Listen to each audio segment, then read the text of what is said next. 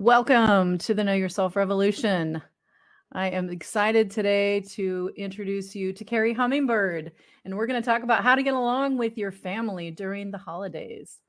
So, Kerri and I have been friends for a while now, and I'm super excited about all the amazing things that she's been doing in her life. She is an author, she's a medicine woman, she's a mentor, she's a mother, she's the founder of Inner Medicine Training, a mystery school that shares potent ancient traditions from the Andes and Himalayas for owning your wisdom and living your purpose.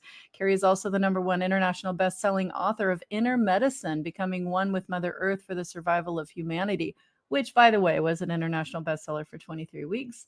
And The Second Wave, Transcending the Human Drama, an international bestseller over 217 weeks. Way to rock it, Kerri. And The Love is Fierce, Healing the Mother Wound, which describes the most direct path to self-realization. As the host of Soul Nectar Show, she has her own podcast, and she inspires people to lead their lives wide awake with an authenticity, passion, and purpose that positively impacts others. As a healer and mentor, she catalyzes mind shifts that transform life challenges into gifts of wisdom. So you can see why she's a perfect guest for our Know Yourself Revolution. And today, Kerri and I are going to talk about how to get along with family during the holidays. And Kerri, I'll ask you to say a couple words about yourself while I get your chart up. We're going to look at your chart and talk about just a couple pieces about how you are living your purpose. Is there anything you would want to share while we get set up? Yeah, I mean, I am a mentor and I look at the gene keys. So my slice is through the gene keys. And when I look at that, I can see like I'm here to be a mentor. It's right there in my thing. I'm also a creator. I'm here to create new things. And I work in the family system. So like I'm here for families. I'm here for small groups of people, 15 groups of 15 people at a time, right? I'm here to explore this whole aspect of life. So I didn't know any of that when I was younger. For me, the major revelation started coming through human design. Like I'm a manifestor by design. So why am I so weird and different than everybody else? Like, here's one of the reasons why. And that's why you operate differently and why I don't like people asking me thousands of questions. And there's a lot of things. And my mom is a manifestor too, by the way. So we're going to talk about my relationship with my mom. Yeah, healing family relationships simplifies your life. So it's worthwhile to know your design and to know your family's design so you can see why it is that you have these friction points because they're here for our growth. Absolutely. Yeah. And I want to tell a little story about Kerri. She and her husband came to one of our meetups here in Austin. And it's a story that I've told so many times since she was there, because I think it illustrates how powerful we all are with our presence, but especially her types. In traditional human design, she is called a manifestor. In our language, for professional people that don't want to get bothered with the jargon of all the technicalities of human design, we call her a trailblazer. And one of the things that means is that she has this amazing space around her that she doesn't even have to create it consciously. It's just there. So when we had this meetup, we were all sitting around. There's probably 10 or 12 people there. And as soon as she sat down at the table, several people just they pushed their chairs back away from her.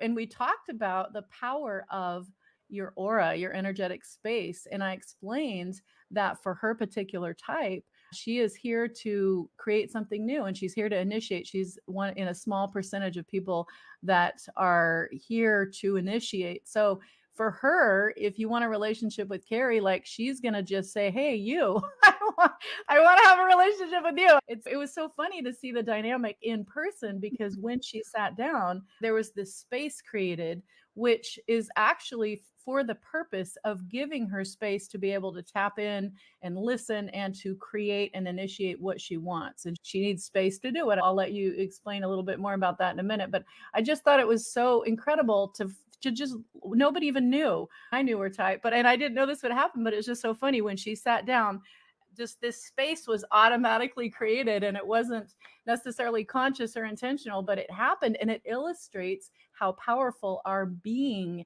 is, the energy that we take up when we are present. And so presence is really powerful. So I just want to point out that Kerri is a trailblazer, and that particular energetic configuration is for the purpose of creating something new. She's here for service. You see right angle cross of service. That's part of what we call her grand purpose. And you'll see more about that as we talk. I'll point out two other quick things about Kerri in her chart. You can see the yellow triangle on the far right is her emotional solar plexus. And so this means that she is meant to wait for clarity over time when she makes decisions. And sometimes we've been friends for a long time. So when we talk of human design, especially for people that know her, we talk about you, Kerri. Don't worry. But how powerful you are and how you're an example of somebody that needs to sleep on it to make the best decisions for you. And I want to also point out that see that colored line that goes from the yellow triangle on the right to the blue square at the top. That's her throat chakra. And she's got this direct connection, this constant flow of energy going from that yellow chakra, which is a motor, and it motorizes her throat. So that gives her the ability to be able to really speak and just see things happen like almost instantly. Maybe you can talk about that in a minute, Kerri. I'm curious. Everyone's jealous of your type because they think a lot of people, when they hear the name manifester, they think that you have to be a manifester in order to create. And my intention with this podcast and with the Know Yourself Revolution Summit is really, if you're listening, for you to know that you are perfect the way you are, and that we're all intended to create intentionally the reality that we want to live into. And Kerri's a perfect example of that. So you'll hear more about that as she shares her story in just a few minutes. So Kerri, I'm going to switch the screens around. Tell us a little bit about your particular story. And what we were talking about before we started recording is how interesting it is that the things that happened to you in life were really things that brought you to this place of intentionally creating a life that you love, and a life that's really, I'm going to say, brings you peace according to your chart. So I'm wondering if that's true, and if you could elaborate on that a little bit more. It depends on where I am in my emotion center. If I'm in anger, then I'm not creating peace, right? I'm creating more anger-based results. And because my emotion center is directly connected with my throat, and I spent 20 years in weekly psychotherapy talking about my problems, and with a great emotion, I created more and more of those, and things got more and more entangled and more and Wait, more wait, wait. gunky. Can you just repeat that, Kerri? That is so powerful. I really want you to hear this. If you didn't catch that, say that one more time, Kerri, what you created and how you did it. Yeah, because you showed them that line between my emotion center and my throat chakra. And so that instant creation thing you're talking about, and how everyone's so jealous of it. Yeah. Not if you don't know how to use it correctly. Right. Because you create all the things you don't want. And yeah, so 20 years in psychotherapy, that line was activated, and I was very emotional every week in psychotherapy, talking about my problems and how wounded I was, and things didn't go my way, and I didn't have the things I wanted, and how come all those people have a Mercedes and I don't have it? And I was just upset about everything. And I would go in there and talk about my partner, and so I'm talking about all these things, and I'm entangling my energy in every single person I'm talking about. And so I'm gunking up like everything, right? It's just all just a hot mess. And that's why psychotherapy didn't work for me very well, because people let me go on and on with my story instead of stopping me and saying, hey, wait a second, you're creating something right now. Do you really want to create that? Is that really what you want to create? And I was like, maybe not, right? So I had to move myself out of talking about things until it was settled and peaceful. So in order for me to personally excel and learn to manifest through positive energy, I had to go to stillness. So for me, my path was energy medicine. So it wasn't so much talking about it endlessly that helped me. It was more getting into stillness, getting into quiet, getting into inner peace, learning how to access that. And then my Gene Keys chart is timelessness, patience, getting into the energy of delight. That is really how I was going to be able to move myself. So I had to go to my imagination and learn shamanic journey, and learn how to open up access to the higher realms, to my soul self, in order to shift the energies and get into peace and start creating from peace and self-confidence and self-assurance.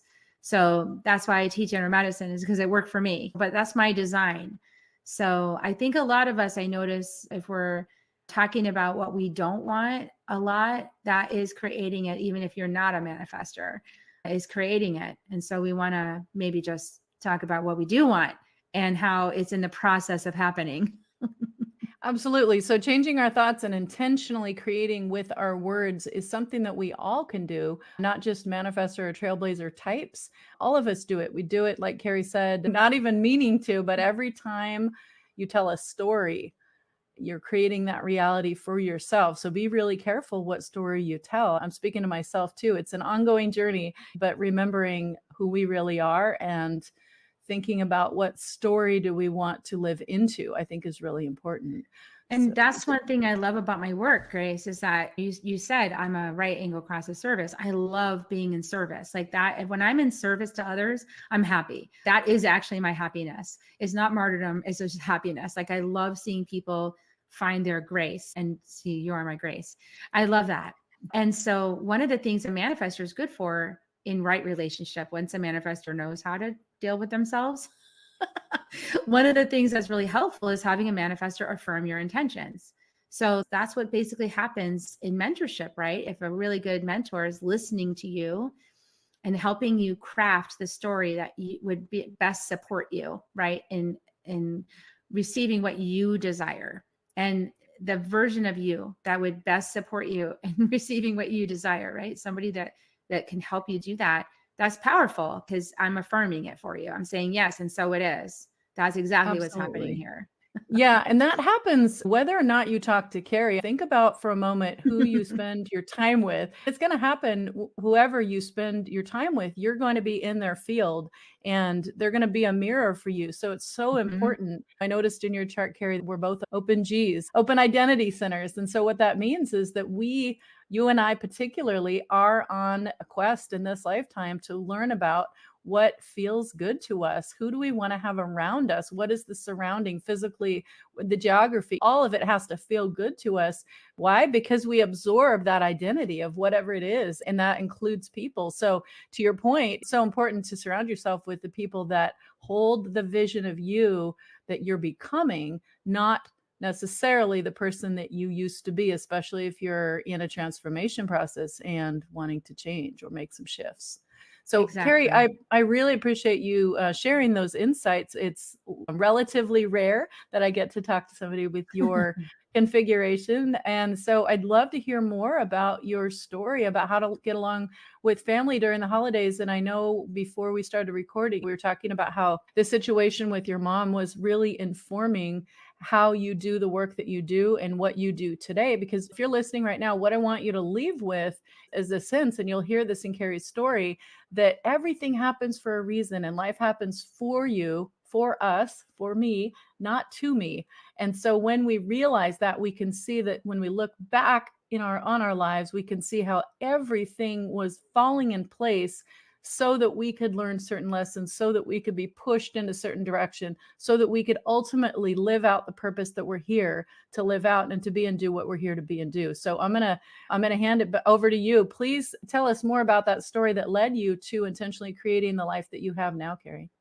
Yeah, I love my mom greatly. But about 5 years ago, my dad died. And my dad used to be the peacekeeper. He was the bridge between us. And when he passed, we didn't know how to communicate because we never sorted through those conflicts. We just pushed him aside and let my dad do the work, right? So this is why death in the family can be so challenging if you haven't been working on your relationships. So I was always just afraid of conflict. I didn't really like conflict. And my mom was always instigating conflict with me and poking and pushing and prodding me. And I felt so triggered by it. I felt so attacked. And I just wanted to be comfortable. I just wanted to be happy, comfortable, peaceful, pretty, pleasing, and polite, and which is the conditioning. Yeah. And my mom was always like trying to get me out of that spot. Quit doing that. So she wanted me to be powerful. And I wasn't being powerful. I was being a pleaser. So years later, when my dad passed away, and I was like, I want to heal this relationship with my mom. How can I do that? So I knew my gene keys chart. I had got access to my human design and then my gene keys, and I was like, oh, this is why I'm this way, right? This is my chart. So once I had faith in the system, because I saw myself in my chart, and I wanted to heal my relationship with my mom, I thought, oh, let me look at my mom's chart and just see what's in there. So I'm just going to read you guys some of the shadows. So my mom and I, we share the pearl, which is your greatest life contribution, the 6 of conflict, diplomacy, and peace. I was always trying to go to peace and avoid the conflict. And my mom was like, here's a conflict here. And I was like, we need to be peaceful. And we were meeting in diplomacy. So my mom has provocation. She's always provoking me. And why? Because she didn't want me to be mediocre. Because she's got this gene key of mediocre in her attraction field. The attraction field is what attracts her relationships to her. And there's this mediocrity. And if you feel into mediocrity, it doesn't feel good. It's like sameness. Like you're just not rising above. You're not really being yourself. You're just like fitting in and it sucks. And you're living this like all life. And my mom's, you will not do that.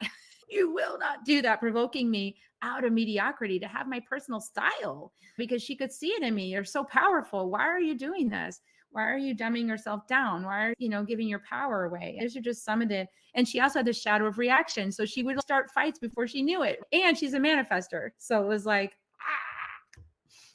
just a keg, a powder keg. So your mom's a manifestor too. That's so interesting. Real quick question. Was she doing that on purpose, do you think? No, she was just acting out her design, right? Like she was struggling with the shadow of reaction. She didn't want to react, but she didn't know how to stop reacting because she would get angry as a manifestor. That's the emotion. And then she would react. And then she would come back to me and make peace. I'm so sorry. I reacted. I'm so sorry that she was just on her path. But I used to get so upset because I'm like, you stop poking at me. Stop prodding me. That's uncomfortable. But if I'm a trailblazer, I can't be mediocre. If I'm a trailblazer, I've got to have style. And I didn't want to. I wanted to be like everybody else because I wanted to belong. Because like you said, this is back to, you were talking about that example of like me showing up in the room and everybody moving away from me. That often happens for manifestors because we're so misunderstood that when we enter the room, everyone goes, oh, I want to be away from that person. That person's scary. Like their energy body doesn't work. It doesn't feel the same as everybody else. Get away from me. And people are literally afraid. Do you think that they're scared because they feel it? In your experience, is that something that you think that most people sense, or is it more just spiritually sensitive people? I just think everybody senses it at some level. And because I'm always getting looked at, like people's eyes are always being drawn to me. That also makes me uncomfortable because I am actually quite shy. I know that it's weird to say that because I've had to learn how to be out here. Like I've had to learn how to be embracing this manifestor thing where everyone's always looking at me. I always felt it's like they want me to put on a show. And I don't want to put on a show, but like I'm a sage. So all these things that I was uncomfortable about myself are actually the thing I'm here to do. I'm here to be a sage. I'm actually here to put on a show. I'm here to be delighted. I'm here to be ecstatic. I'm here to make everything. I'm here to be your friend. That's my 4 line in the chart. I'm here to be your friend. I'm here to talk to you. That's what I'm here for. And I was like, I don't want to be any of those things. But we often resist our design until we finally realize that's just who we are. We look at other people and we say, we wish we were that instead, but this is who we are. So talk about a little bit more, if you can, about that catalyst. What was the catalyst for you? I'm sure it must have been frustrating as a generator, a builder type. Of course, it would be frustrating for me. It might have made you angry. But going through those experiences with your mom, especially when you look back in retrospect and that it was all for your benefit, but at the time it didn't feel that way, I'm sure. So what was the catalyst that really got you from having all of that angst and moving into this more peaceful flow of being in acceptance about your life and your situation, and then intentionally creating? Tell us a little bit more about that if you could. Yeah. So it was a personal decision. My dad passed away, so he was no longer creating peace. My family divided along these like sides, and we were like divided. And that's not what I wanted from my family system. And I didn't want my boys to experience that. I believe my dad always held our family together. And when it fell apart, it really hurt.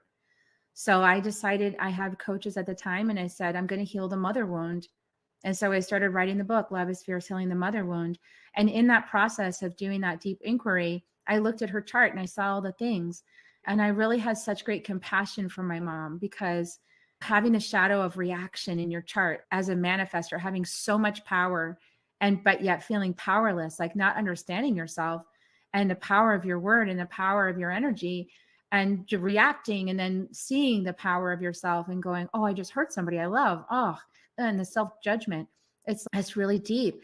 And to see my mom like losing her life partner who used to make things make sense for her and then having to make sense for herself. So Mhm. those were things I really thought my mom provoking me to not be mediocre was a huge gift, because now I can embrace the fact that I am different. I'm a rare bird and I'm here to shake things up. And I work to do it with as much grace and patience and love and kindness as I possibly can, because I really do to belong. I don't like that feeling of rejection. And at the same time, I can't be the same as everybody else. I'm not here for that. So she really did help me to embrace myself, to love myself and who I'm supposed to be in this life, and to accept that not everyone's going to understand or want to be around me, because my energetics are hard sometimes for people, especially if I'm being feisty. It's difficult to be around me. So I learned a lot from my mom. And so then I just started going, you know what? My mom has always shown up. She's never given up. She's always done her own work. She's always circled back. So I just started setting intentions using my manifestor skills. I started setting intentions that we would heal. And I did it in community. I had the power of community behind me, co-manifesting with me. Yes, indeed, the slate is wiped clear and we are together again. And we are in a new place of respect and love for each other. And that was my intention. And literally a week later, after I did that in my class, after 2 years of really deep work, so I want to say it took 2 years of really deep shadow work to accept, but I made this intention, everybody affirmed it. And a week later, my mom invited me to dinner. It was a couple of days before Christmas. And she sat down with me and my boys and she said, we are wiping the slate clear of the past and we are coming together as a family again. And it Wow. was literally the same words I had spoken. And we are on the same page ever since. So it is all clear. And so I know that you don't have to be a manifester to heal relationships with your family. I know that compassion, love, acceptance, and is really what the energy is. And sometimes our brains need a reason. So I think that these human design tools and these gene keys help us, because it gives us a reason to, so that we can finally accept it and love our person just the way they are. My mom's feisty. I said, she hasn't changed. She has changed a little. She's more gentle, but like I'll sit at breakfast with her and she'll get feisty about something and I'll just sit there and go, this is me too. It's okay. I accept this. I'm from the same tree. This is the thing that people don't like about me sometimes. And I just go, yep, we're feisty.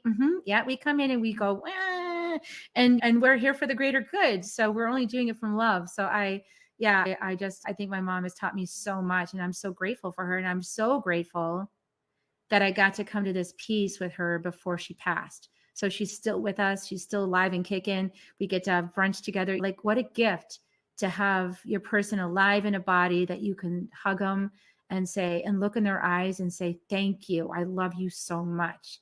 That is a huge gift and it's worth fighting for. It's worth really going inside of yourself and doing that deep work to get that.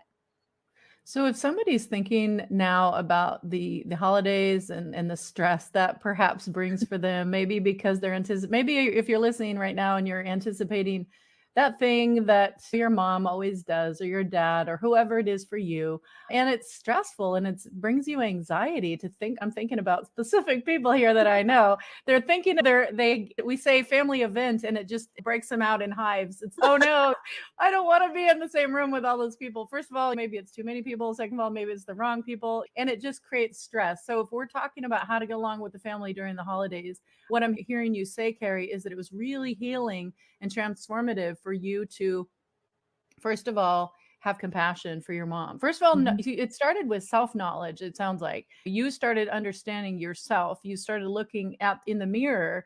I can't help but think about the Michael Jackson song. Start with the man in the mirror for the change. So that's what you did. You looked in the mirror. Mhm. You said, wow, who am I? What am I? What do I bring to the table? And then you looked at your mom and you said, wow, she and I have a lot of the same qualities. And so you were able to look at her with compassion and then understanding. And then when you can look from a place of compassion and understanding, you can get to love and acceptance. And that goes a really long way towards getting along with anyone, but especially family, and especially during the holidays, and especially if it's only like a day or two. I'm wondering if what other advice Yeah. that you could share at this point for people that are feeling that anxiety as the holidays get closer. Yeah. So, what I would say is that it's a perspective shift. So, it's a really profound perspective shift that if you embrace this, will change everything. And the perspective shift is this: as a soul, I absolutely chose my parents and my family system as my starting place. If you can just embrace that perspective shift, then your mind will start looking for the reasons why that's true.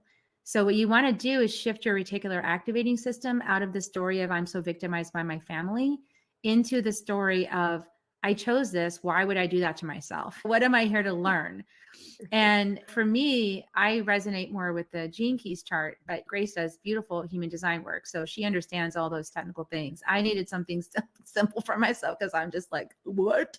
For me, when I took a look at the chart and I looked at these words, I was like, provocation. That's in my mom's chart. Wow, she was provoking me. This is who she's designed to be. Okay. All right. She's designed to be that. It helped me to see this is for me. Why is this for me? Because I don't like conflict. I have to admit that I don't like conflict and I want to skip to peace. Okay. So can I, during this holiday season, embrace more and support myself more through the discomfort I have with conflict and just accept that's part of what we're here to work on. Like she's got it too. I've got it. So we must be working on this together. My son's got it too. So it's okay. I'm just going to embrace that gritty feeling that is here to refine me and just be with conflict. And a simple practice you can do is bubble up. You just create a bubble of light around yourself when you're around your family to give yourself a little space and just How do you make do that. that, Kerri? I know when I used to hear people say things like that, it was early in my journey, and I was like, "What? Can you just walk someone Yeah. through literally the I'm basics of gonna how to do that?" I'm actually gonna use my manifestor skills for everybody listening who's willing to receive this. I am creating a bubble of light all around your body. And let's make it an octahedron, which is two upside down pyramids meeting in the center. There is an octahedron of electric blue light all around you, the light of truth. And so everything passing through this octahedron of electric blue light removes all false and only leaves the true as it meets you inside your octahedron. Inside this octahedron of electric blue light, there's also now rose-colored light. And that rose-colored light is bringing compassion to your heart for everything you witness. And in this octahedron of electric blue light and rose-colored light is now a golden light of energy that helps you remember that you are pure spirit. And so it is. And it stays there as long as you allow it to be there. And so just feel that. Let that be there. Let it filter all that you perceive so that only truth gets inside and that you're filled with compassion and love for what you witness. I love that. Thank you, Kerri. And I'll give one more little ritual because our minds need ritual to know that something's true. Before you go see your family, write down the story. Just write it all down. The reason I hate this person or they bugged the crap out of me is because of blah, blah, blah, blah, blah, blah, blah, blah, blah. And just write it, blow into the paper how it feels, and burn it. Give it to fire. And just say, I'm creating a blank slate. I don't know who my person is. I'm curious to find out. And I'm going to allow the filter of truth to show me something true because I've released my stories and something different's going to happen now. I love it. And I'll just share one of my favorite practices for the holidays. If you have, I can just see, I can see you, not you, Kerri, but I can see a person listening right now with they see that one person in their family that they can talk to, and they're looking around the table and seeing all the people that they really don't want to spend time with. And I have a practice that we did in our family that was really fun, and it made me look forward to family events. And it actually created more connection between us. And so what we do is we take 5 minutes for each person, get a timer and a little 3x5 card, a stack of cards, and then we just write what I appreciate most about Kerri, and then set the timer for 5 minutes. We all write about Kerri, and then that's next person, what I appreciate most about Grace. 5 minutes. And then at the end, we exchange the cards. And then if there's time and if there's the right energy there to share it, I think there's usually a lot of tears, because first of all, people, all of us want to be seen. We want to be loved. We want to belong. We want to know that we matter. And when it's funny, we've done this even when we've had people that were totally new to the family, didn't hardly know them. Like my dad would just pull people off the street on the way home, it seemed like, and my mom too. So there was always all kinds of people around. They would do this with us. And it was amazing how we could always all find something nice to say about that person, even if we had just had a brief conversation. And the way that impacted everybody in the room, it wasn't just the person receiving that beautiful gift, but it was the giver. There's an exchange, there's an energetic exchange there that's beneficial, that's healing, that's harmonious, and very, very soothing, I'm going to say, very fulfilling for each person that participates. And yeah, when the women in the family tended to like this practice more than the men, but they all appreciated it. And what I found out later was that everybody saved their cards and they pulled them out during a day when they were having a hard time in life or whatever. They'd pull out those cards. And I'm getting chills as I'm saying it. One of my sisters told me once that really made a big difference at a key pivotal time in her life when she didn't feel loved. She didn't feel like anybody cared, but she pulled that out and it reminded her that was not true, that she had people in her court and they might not have been there in the moment, but they were surrounding her energetically. And that made all the difference in the world. I love that. Now, what a beautiful gift. I want to try that with my family. Let's do it. Yeah, let's do it. Yeah. Tell me how that goes, Kerri. Maybe we can do a follow-up. That sounds amazing. Thank you so much for sharing that. That's some really beautiful practice. And you've shared a really great story about how you got to where you are and how you overcame trauma and drama and really stepped into the fullness of your being and what your purpose is here, to be of service and to be a catalyst, to initiate new things. You've initiated 3 books and lots of transformation for many people. I'm wondering if you could share a little bit about the kind of people that get the most benefit from working from you, and then maybe talk a little bit about an example of what might happen when someone works with you. Yeah, absolutely. So I tend to work with helper healers, people that are called to serve others, and also leaders, people who are called to lead or be innovative, offer new solutions into the world, people that are called to shine and are like uncomfortable about that for many reasons. And I'm here to serve moms, because moms, we have a big job right now on the planet, and we're really helping our kids to embrace whatever skills they need for the future generations on this planet. And we're at a pivotal time on the planet where we do have to really make some big changes. So moms are really important to that process. So I love serving moms and helping moms to step into their power and their voice and to guide the kids in a really good direction. So that's my main people that I like to serve, messengers, people have a message to bring. And yeah, so I what was the other question you had? That's who I serve. That's who I like to serve. Talk a little bit about the type of transformation. Maybe you can share a story of somebody that's worked with you and what the impact of that was. Yeah, absolutely. So what I do is I guide people to create what's called a medicine bundle, which is helping you to transform yourself from the inside out. So we create a medicine bundle to support you transforming yourself. And I do it in the lineage of what I've learned from the sacred mountains in Peru. But like anybody can create a medicine bundle. In the way that we're doing it in inner medicine training, we put your gene keys chart inside the medicine bundle. So it's intense because all your shadows, gifts, and cities go into your medicine bundle, and then it's supporting you through the crystal magic to like manifest that in your life. And then the life just starts showing you everything that needs healing. So I guide people through the mystery, through the medicine wheel, the Native American medicine wheel. I'm part Cherokee, so I guide people through that, through the south, the west, the north, and the east, to understand what those directions are and what those energies are. And It's really about self-empowerment and um, confidence and clarity and getting aligned to your divine purpose, what you're actually here to bring.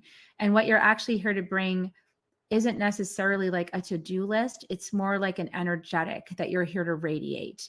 And when you actually align yourself and clear your shadows, you can radiate that beautiful energy. Like for me, I can radiate perfection. Like this is all perfect. It's okay. I accept you completely the way you are. When I'm in my city of perfection, I can radiate that and people feel comforted. Oh, everything is exactly the way it's supposed to be right now. Okay. And if I'm delighted, I'm radiating the energy of delight. And that helps people be delighted, even though there's a heck of a lot of seriousness going on the planet. That energy of delight is comforting. So we can be that for other people. And I call that being a walking blessing. When we can actually embody our gene keys chart at the higher frequencies, we become a walking blessing. And that's really the ultimate purpose. I think that it can manifest in a lot of ways, like writing books or podcasts or mentoring or whatever that like the to do part of it is, but it's really about the energetics. Absolutely. No, I couldn't agree more. And in fact, if you join us for any of the other interviews, what you'll find is that that we're all here to live our purpose. And your number one purpose is to be and do exactly what you're here to be and do. And what does that actually look like? It looks like you being yourself. But what does that really mean? Spending some time and doing some introspective work, doing some shadow work with Kerri, or finding a practitioner, maybe Gene Keys, maybe human design, maybe strengths finders, maybe something else. Do what resonates with you.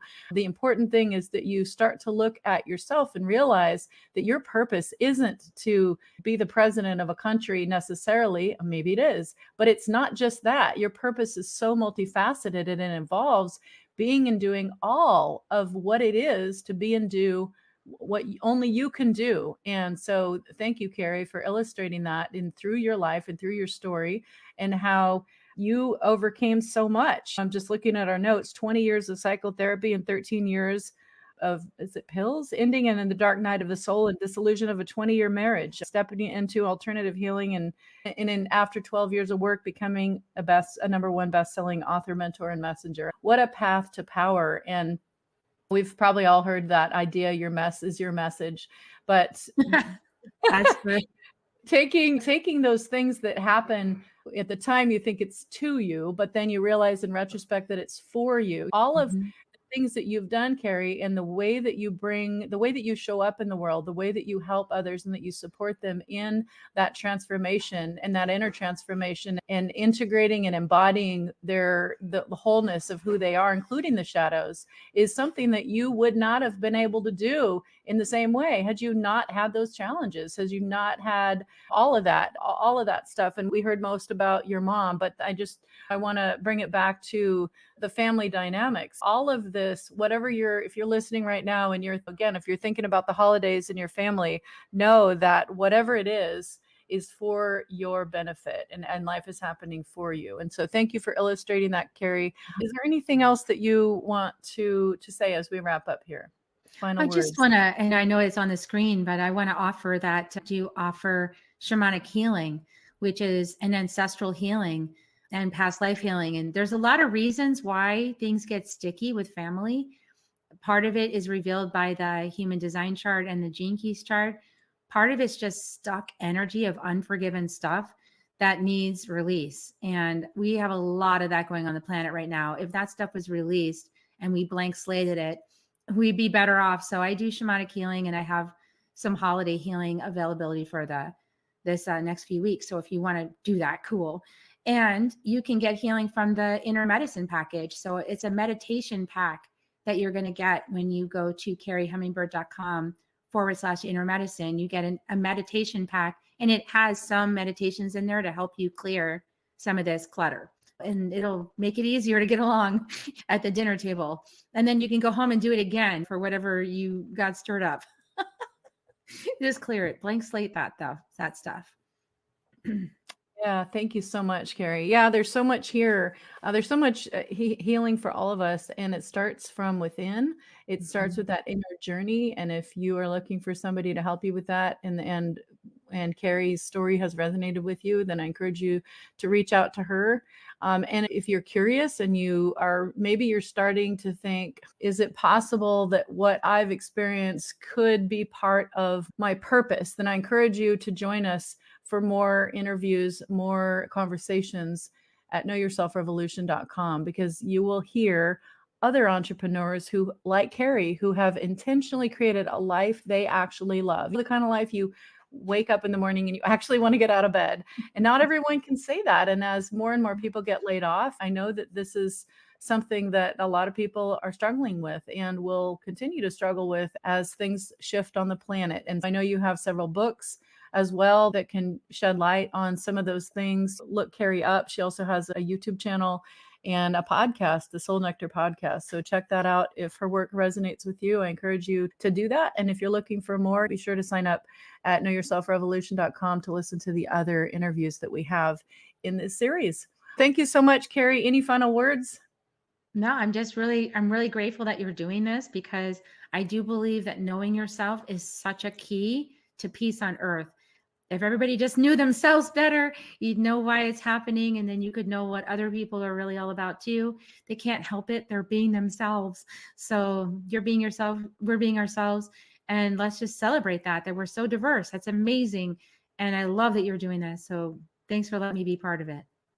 Awesome. Thank you so much, Kerri.